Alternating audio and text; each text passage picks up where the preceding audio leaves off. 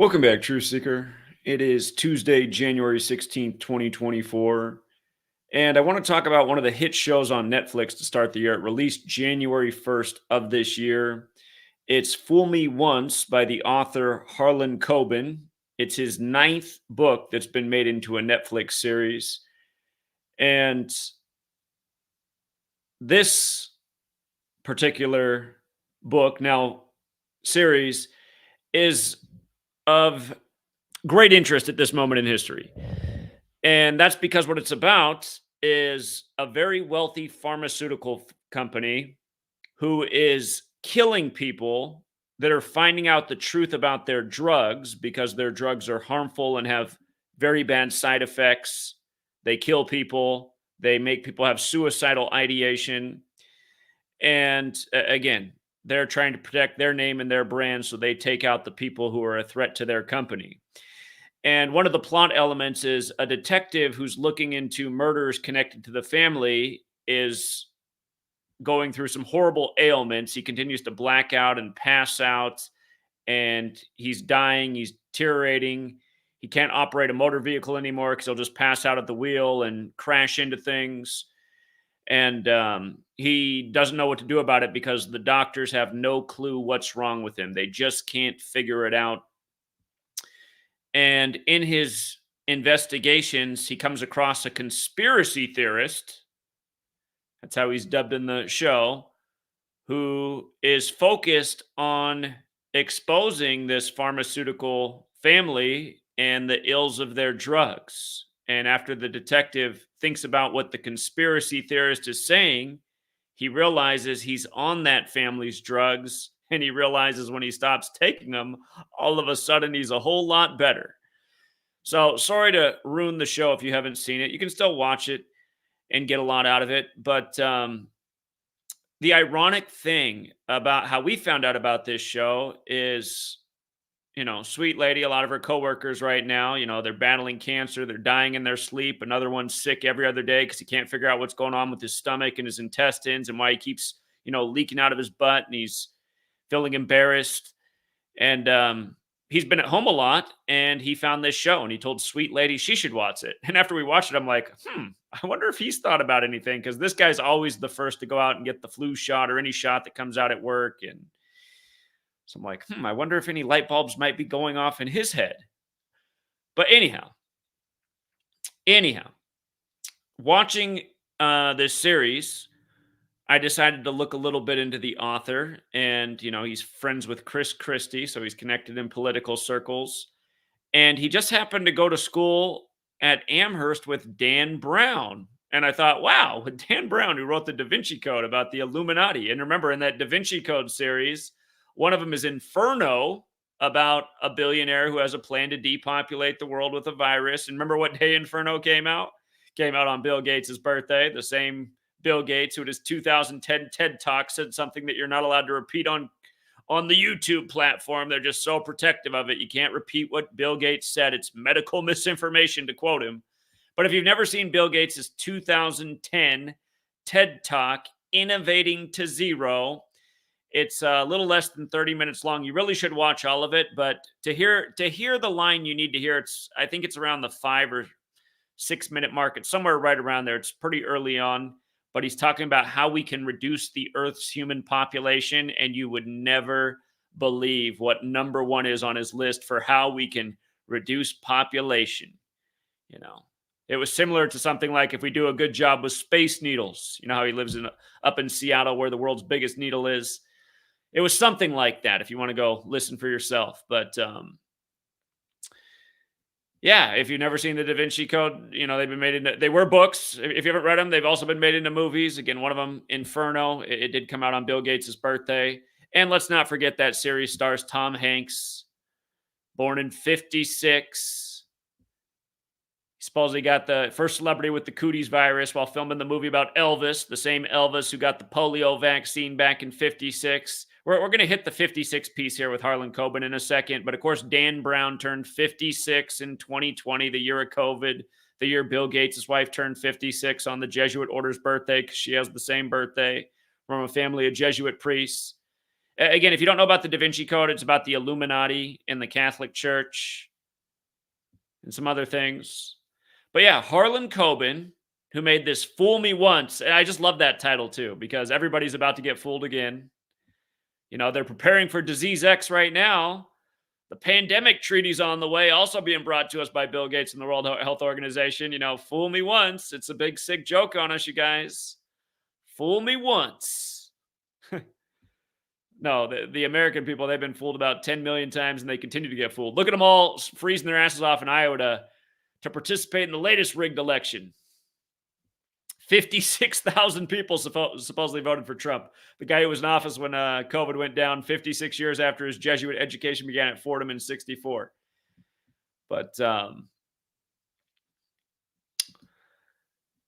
anyhow, let's just go through this by the numbers. So the book, Fool Me Once, was published March 22nd, 2016, right? 322, old 322.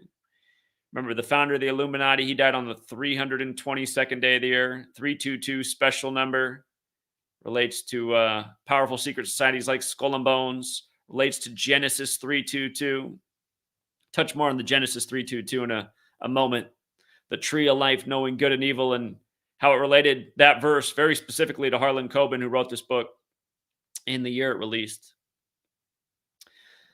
But his birthday is January 4th, 62. He was actually born the same year the Space Needle was erected.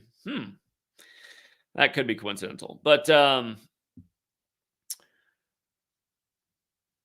notice, from the book's release, March 22nd, 2016, to the date the COVID vaccine went live in the United States, December 14th, 2020, it was 56 months later. And remember, it was a different type of shots ritual. On December 14th, 2012, Sandy Hook got shot up, and Sandy Hook was established in 56, and the shooting happened in 2012, 56 years later. But it matters that it was 56 months from the publishing of this book to the day the COVID vaccine went live, because again, coronavirus in Gematria equals 56, like COVID vaccine, like Society of Jesus, like Anthony Fauci, like Gavin Newsom, and again, both Gavin Newsom and Anthony Fauci, Jesuit educated, thus being members of the Society of Jesus, like Donald Trump. Again, Trump's Jesuit education began at Fordham 56 years before 2020, and Trump waited until March 13th, of Friday the 13th, to declare the pandemic for the nation. Again, March 13th, 2020 had 56 date numerology. Friday the 13th goes with the Templars, their crosses in the Jesuit logo. Again, the superstition about Friday the 13th comes from the Templars being burned at the stake on a Friday the 13th. But Gavin Newsom, of course, he said 56% of California will get coronavirus in 8 weeks, which is 56 days. And then remember, all the toilet paper was sold out. Toilet paper is 56, like mind control, like all-seeing eye, and the rest of the list. Boris Johnson is 56% more infectious UK strain and whatnot. And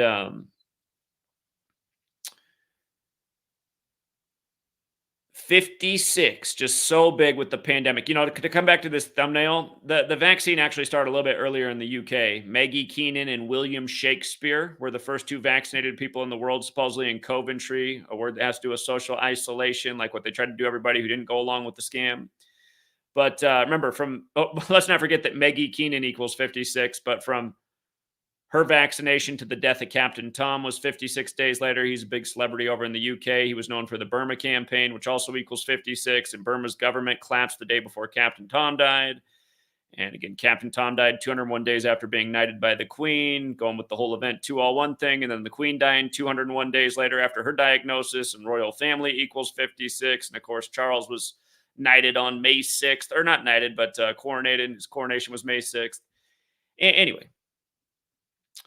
56, it's quite the number. And yeah, they just had to tell us William Shakespeare was the first man in the world vaccinated. Like, this wasn't all just some big story meant to dupe everybody. So again, that's where the books and the stories really all tie in together. There's a fine line between fiction and reality. And again, when they create fiction and tell you it's reality, you see that it has real world consequences. So anyhow, from the publishing of the book to the vaccine going live here, 56 months. And let's not forget, that was also the date of the total solar eclipse in Argentina, which is the Pope's native country, and Pope's also 56. And Corona If you look up what corona means, one of the definitions is the light that shows around the edge of the sun in the time of a total eclipse. So go figure. Again, the Jesuits served the Pope. But yeah, just reading about the author of Fool Me Once. Coben was born into a Jewish family. Oh, like the Sacklers.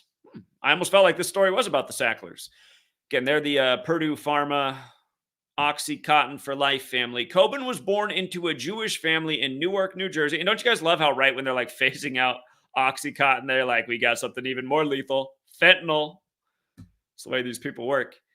Coben was born into a Jewish family. And by the way, let's never forget that fentanyl was approved in 1968, the infamous year, the same year coronavirus was coined. Coben was born into a Jewish family in Newark, New Jersey. I wonder if he was born in the 201 area code, and was raised in Livingston, where he graduated from Livingston High School with his childhood friend, future Governor Chris Christie. He studied political science at Amherst College, where he was a member of the Psi Upsilon fraternity, along with Dan Brown. Coben was in his senior year at college when he realized he wanted to write. So, wonder if anybody gave these guys some tips. Again, Dan Brown, born in 1964, a little bit younger than Coben, but again, he turned 56 the year of the pandemic. We talked about all the 56s in the year of the pandemic, and there were a lot of them. Even the Harry Potter lady. But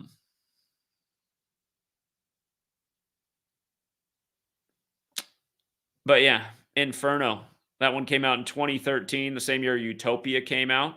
Inferno and Utopia, both about billionaires depopulating the world with a virus. Again, Inferno, the movie on Bill Gates' birthday. Daniel Brown's books feature recurring themes of cryptography.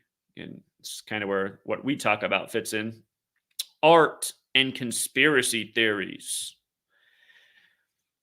Yeah, except for when all the conspiracy theories become the truth. So notice this also from the publishing of the book, right?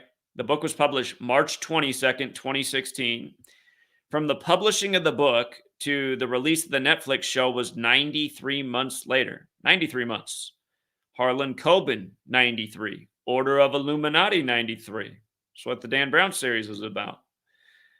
And again, Harlan Coben, The Small Ways, 48, just like Illuminati. And again, with regards to the 322 release, the 78th verse of Genesis in Gematria equals 78. But the 78th verse of Genesis is Genesis 3:22 about the tree of life, which is the physical model for Kabbalah, which is where Gematria comes from. But that verse is about knowing good and evil. And interestingly enough, this book was published on 3/22, 78 days after his birthday, which worked out because it was a leap year. And funny enough, it released on the 82nd day of the year. And I'm seeing a major parallel here with the recent 82 pandemic, if you will. Remember when Merck released their 82 pills for COVID, literally with 82s on the side? And then they got approved by the FDA on the 82 date numerology when COVID's 82. Like Seattle up where Billy Goat Gates is.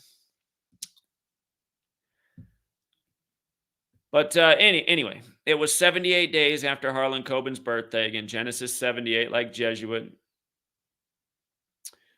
And yeah, again, just Adam Weishaupt, the founder of the Illuminati, Jesuit educated, died on November 18th, 1830, the 322nd day of the year. For the record, Wuhan coronavirus is also 93. Probably not an accident. So, I don't know. Is it all just another big coincidence? But it's weird how it all lines up if it is.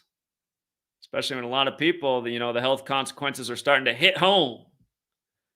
All the big secrets are being wrapped up. Remember what happened to Kary Mullis, R.I.P.? Kary Mullis, who invented the PCR test, who'd been challenging Anthony Fauci for 3 decades to a debate. Kary Mullis. A lot of people still don't know that name. He died right before COVID happened. And again, you go back and listen to what Kary Mullis said in the 90s about Anthony Fauci. He said he was a fraud. He said he'd say anything if he was paid enough money. And he was mostly annoyed that Anthony Fauci was taking the PCR test that he invented. Again, Kary Mullis invented it. And he was calling out Anthony Fauci for misusing his PCR test. He says, he takes my PCR test and he misuses it to diagnose anything for the sake of getting a paycheck, And he just happened to die right before all this went down. Old Kerry Mullis. They said he died from pneumonia, and they started calling it COVID pneumonia. All part of the mockery. But yeah, just imagine had he been alive and been given a mic to speak on. What do you think he would have said?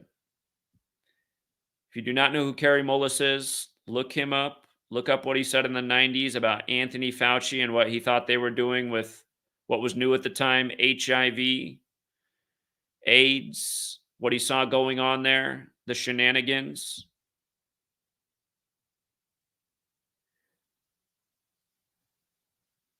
He said they rebranded illnesses that already existed to shuffle money to certain people's pockets, like the condom companies. He's saying, look, these people in Africa, yeah, sure, the water that they're drinking from has floating shit all in it, and that is causing all kinds of disease and illness. And that is from drinking water with floating shit, but we're going to say it's HIV, and we need to send some government money to Trojan so they can send them a whole bunch of condoms to save them from AIDS. So, and it's just like in 2020 or early winter 2021, all the flu stuff just stayed on the shelf. Everybody was buying all the new COVID meds. And again, coronavirus was originally coined as what in 1968?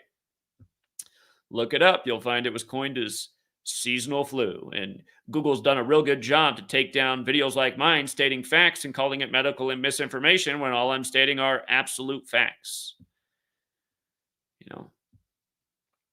I saw Blue Haired Destiny today. For some reason, that guy's stuff always shows up in my feed. He had like some bimbo behind him, just propped with huge boobs, monetized video, all kinds of ads on it.